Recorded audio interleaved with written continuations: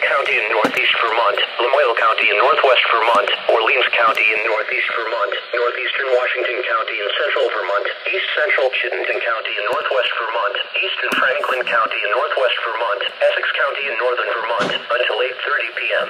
At 7:30 p.m. National Weather Service Doppler radar indicated a line of severe thunderstorms capable of producing damaging winds in excess of 60 miles per hour.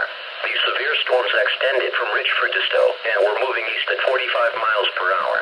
Severe thunderstorms will be near Woolgate and Westmore around 7:45 p.m., Westburg and Victory around 7:55 p.m., Maidstone and Lunenburg around 8:10 p.m. This line of severe thunderstorms is also producing deadly cloud-to-ground lightning.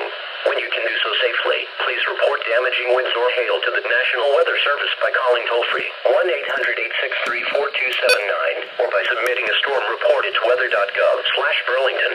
Get to safety immediately when threatening weather approaches. Winds may knock down trees and power lines and damage buildings. A severe thunderstorm watch remains in effect until 11 p.m. Friday evening for northern New York and northern Vermont.